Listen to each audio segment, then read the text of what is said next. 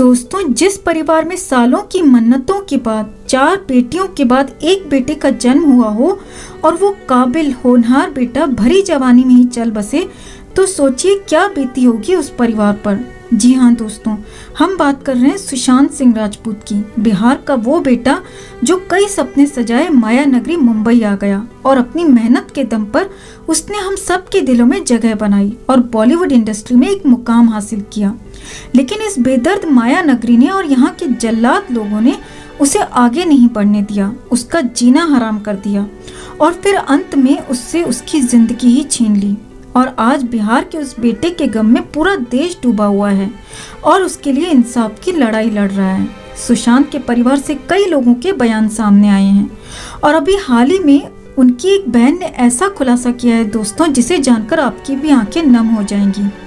दरअसल उसने बताया कि सुशांत शुरू से ही पढ़ाई में बहुत तेज था, लेकिन उसकी रुचि बचपन से ही एक्टिंग में थी, डांस में थी, इसलिए वो मुंबई आकर हीरो बनना चाहता था।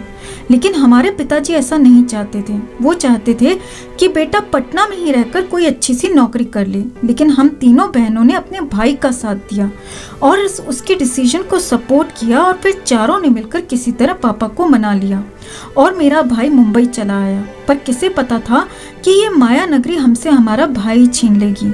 अगर हमें इस बात का जरा सा भी एहसास होता तो हम अपने भाई के इस फैसले का कभी सपोर्ट न करते और पापा के साथ मिलकर जिद करके उसे वहीं अपने परिवार के साथ रखते। अगर ऐसा हुआ होता तो आज हमारे घर का चिराग रोशन होता।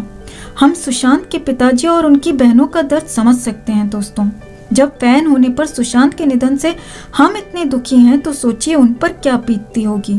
हम उन्हें उनका बेटा तो नहीं लौटा सकते, लेकिन इस बिहार के बेटे के लिए जो पूरे देश का बेटा बन चुका है, उसे इंसाफ दिलाकर उन्हें कुछ सुकून जरूर पहुंचा सकते हैं। और यही सुशांत के लिए हमारी सच्ची श्रद्धांजलि भी होगी। इसलिए सुशांत के लिए इंसाफ की इस लड़ाई में हमारे साथ जुड़ें और इस खबर को ज्यादा से ज्यादा लाइक और शेयर करें दोस्तों, ताकि सरकार पर दबाव बन सके और ये केस सीबीआई तक जा सके। हर अपडेट के लिए बने रहें हमारे साथ, क्योंकि आप हैं तो हम हैं।